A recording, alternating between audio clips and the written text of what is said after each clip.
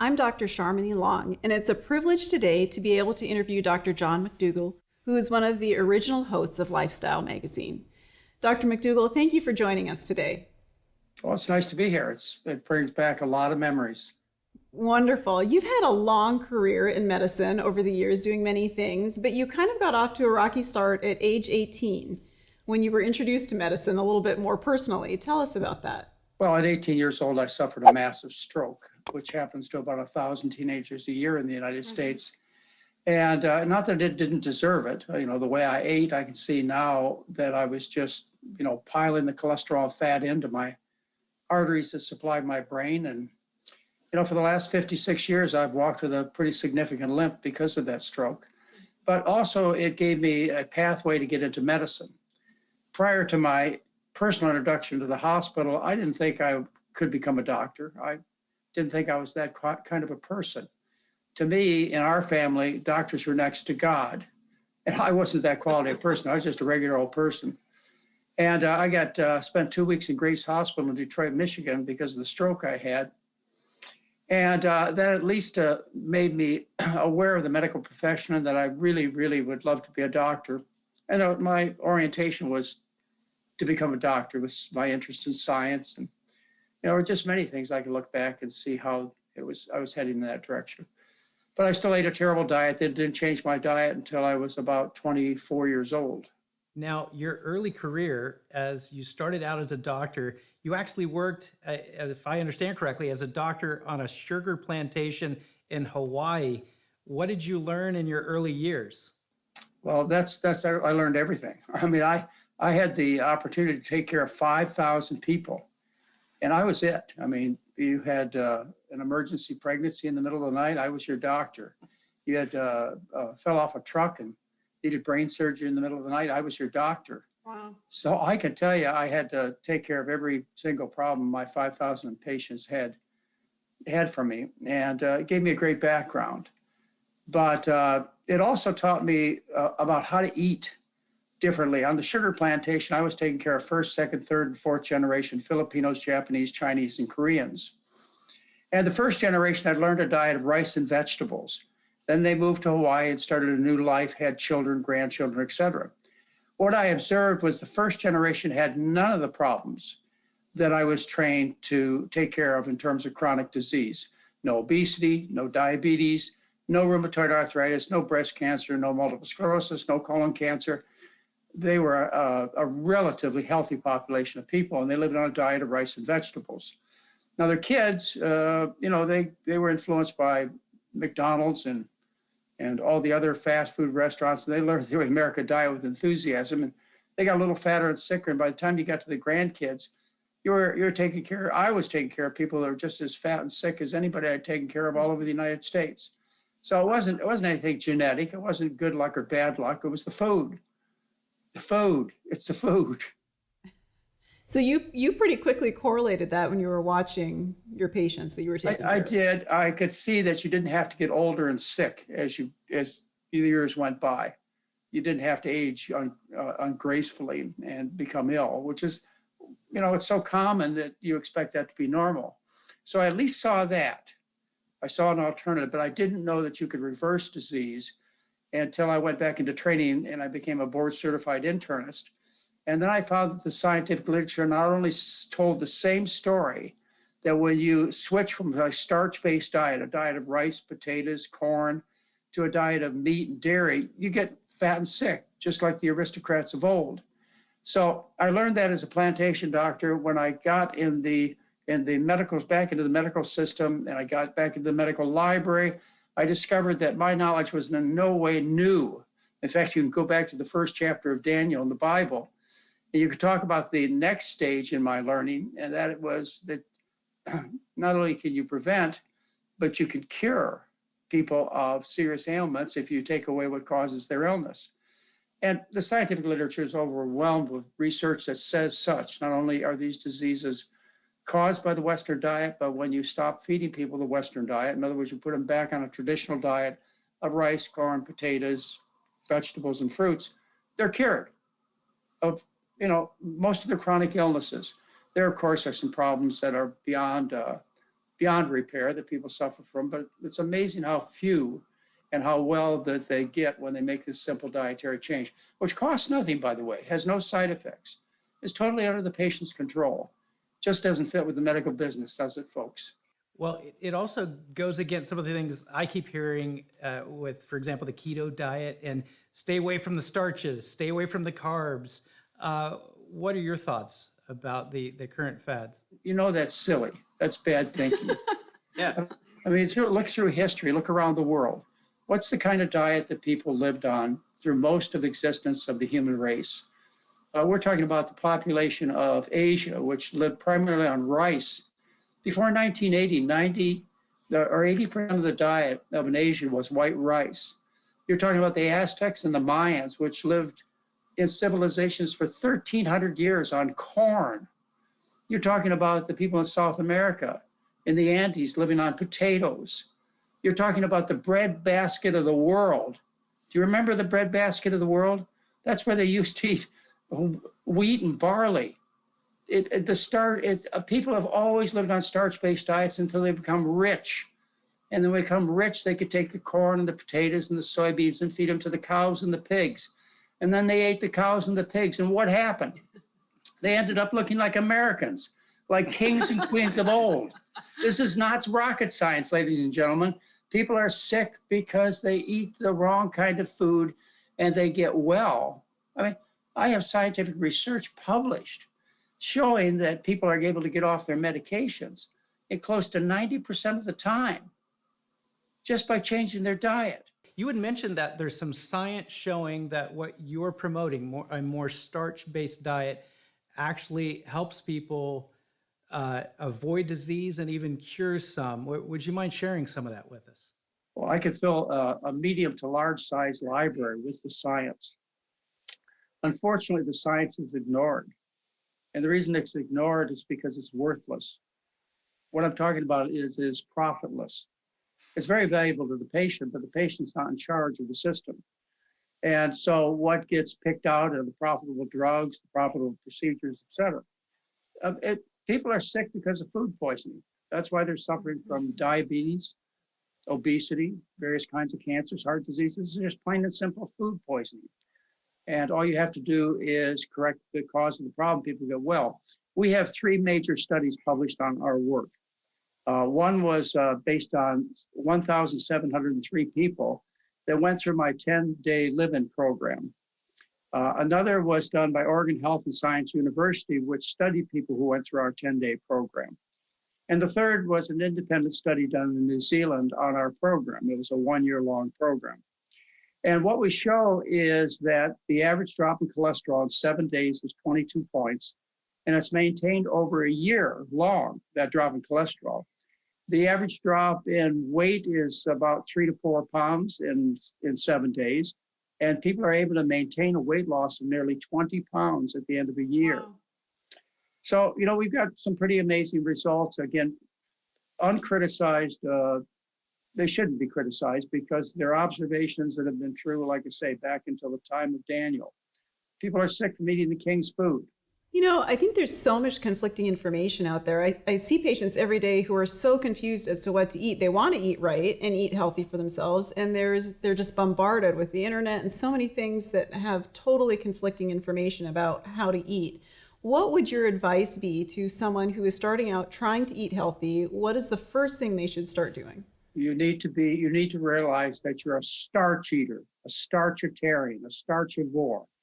That means about 90% of your plate should be filled with rice, as it has been with Asians, with corn, as it was once for people in Central America, as potatoes, it's been in South America. Starch needs to be the primary part of your meal plan. Unfortunately, the protein promoting industries, and protein is the most negative nutrient that I could possibly pick. There's no such thing as protein deficiency. And the belief that all this protein is good for us is what is at the heart of causing us to be ill. We're buying into a nutritional principle that's entirely wrong. There's no such thing as protein deficiency. You've never seen it. Yet everything you see is selling you protein. And then there's another counterpart to that. And that's the idea that starches make you fat. Like where? Like where? In Asia? A whole bunch of fat Chinese? Like where do they make you fat? I've never seen it. So because of the misinformation people have, they don't stand a chance. And as a result, we've got a population of people where over 80% of the people living in the United States are ill. They're either overweight, obese, they have heart disease, high blood pressure, etc. We could go on. These are your neighbors, ladies and gentlemen. It's simple food poisoning. And the nice thing is, and when you stop poisoning yourself, you get well. And that's what my practice is based on. We used to run a resort. Then we switched from a resort to a telemedicine, telehealth program. So we take care of people all over the world. And it's been more successful than even what I told you about our reports from our living clinic. You know, the 22-point drop in cholesterol in 7 days, the 20-pound weight loss in a year.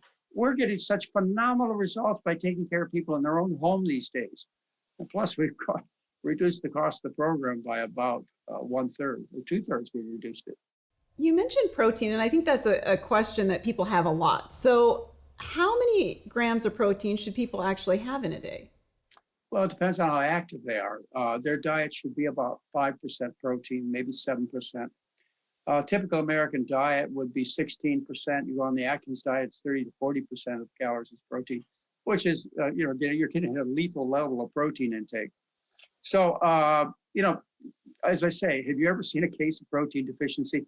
Human breast milk, the greatest time of growth in a human being's life is 5% protein. At a time when you're not supposed to be growing in size, but many of you are, you're eating a lot more protein than you'd eat from breast milk from your mother, which is, no one would argue that's ideal food. It is, anyway, it's ridiculous beyond the point of comprehension. It is insanity. But, I've been on Lifestyle Magazine for almost over 30 years, and I've been preaching the same message. And, dare say, very few people have changed. But they will. That's coming up here in the next segment. They will change. Dr. McDougall, I understand that you've had some recent trauma in your own life. Can you talk to us about that? Oh, my life has been full of all kinds of exciting events. We lost our everything material October of 2017, the wildfires that hit up in the Santa Rosa area. And it was quite traumatic, to say the least, but I can't say we suffered more than a lot of other people did. And it gave me some new opportunities. Losing our home gave us a chance to move to another part of the country, gave us a chance to experience some different things. But it didn't do much to intensify my interest that I hold these days. That started 17 years ago when my first grandchild was born. And at about the same time, Al Gore told us about the inconvenient truth that planet Earth was burning in hell, and that we weren't even able, we better get busy. We're not going to be able to save ourselves. Well, that was 17 years ago that Al Gore told me that. It was 17 years ago I had my first grandchild. It was 17 years ago that the World Health Organization told us that a major cause of planetary destruction is the livestock industry. So I've been spending my time trying to do whatever I can to open up people's eyes to the fact that we can control our destiny by changing our diet. The difference in environmental impact between raising beef as opposed to a potato is 100-fold. We can drop the greenhouse gas production by somewhere between 50 and 80% almost overnight with a change to a vegan diet. But unfortunately, nobody's looking at this particular point of view. They're looking at electric cars, sure. Solar panels, that's great. We need to have all kinds of energy besides fossil fuel. But we are eating the planet to death. And that's what I have spent my time on, and what I'll spend the rest of my years on, is trying to get this very personal concept over to people. People don't want to talk about it. They'll talk about their electric cars. They'll talk about almost anything. They'll even talk about politics and religion before they talk about the food on their plate. And sad to say, what I see is people are willing to let the planet burn in hell rather than to give up their meat and dairy. Well, ladies and gentlemen, you asked me a minute ago, are people changing? And how do we get them to change? They are going to change. Either we can do it by our own choice, and we can determine how things go by getting people around the world to eat responsibly, to stop being gluttons, or the world is going to change us, because that's all that's going to be available. You'll be lucky if you get rice, corn, and potatoes at your dinner table within the next few years. We have an opportunity here. It's not just the chronic diseases, the diabetes, the high blood pressure, the heart disease, the obesity that I've been treating my whole medical career. I've been at this for half a century. It's the planet. The major thing that we can do to save the planet is to change the population's diet to a diet based on starch, to a vegan kind of diet. We can make all the difference in the world. And you know what? That's also the diet that keeps people from going on to severe complications of COVID, the pandemic that we're suffering right now. If you listen to the stories from the researchers, only those people are overweight with diabetes, high blood pressure that they get from eating the Western diet go on to the hospitalizations, to the ventilators, to dying. Those are the people who suffer the major complications. So, ladies and gentlemen, you haven't found a reason to change because of the constipation, the indigestion, all the pills you have to take, the planet coming up. Hey, I got one more for you. This pandemic is not going to stop. It's called COVID-19 now. It'll be called COVID-19 XYZ variant next. Because of global warming, because of the change in the planet, microbes are being turned loose all over the world. This is not going to stop, but we have answers. Public health measures, which we all should be practicing, and getting our diet straight around, which will, it solves the major problems that we're facing in the next 50 years. Now, Dr. McDougall, you're really passionate about people not eating the protein, the burgers. The problem is the access. There's fast food restaurants at every corner. How do you help people change, and what's their experience like changing over to the diet that you prescribe? I've spent my whole career focusing on just that point. In fact, the first book I ever wrote was called Making the Change. It wasn't called Heal and Stay Healthy. It was called Making the Change, because that's the problem, to get people to do it. And I've spent 35 years on Lifestyle Magazine. I've had my own program, McDougall MD, put on by you folks. I have had residential programs where I lock people up for 10, 12, 14 days and make them do it. Right now, I have the most effective way to deal with people and to help them make their changes. And that is a telemedicine. We go right into your home with our doctors, and we deal with your medical problems. And our support specialists, they go right into your home in the morning, see what you're having for breakfast, see what your blood sugar is, your blood pressure, how you feeling today. Education, we have gotten, I don't know whether it's going to end up being the best we've ever come up with, but I'll tell you, COVID-19 sure did some positive things in our lives. It got us out of running a residential clinic at a resort in Santa Rosa to where we can affect the entire world. So when you're ready, we're ready for you. That's awesome. We only got about 10 seconds. What's the best way for people to connect with your advice? drmcdougall.com. That's my name, John McDougall. It's drmcdougall.com. drmcdougall.com. Thank you, guys. Awesome. It's been half my life I've spent with you.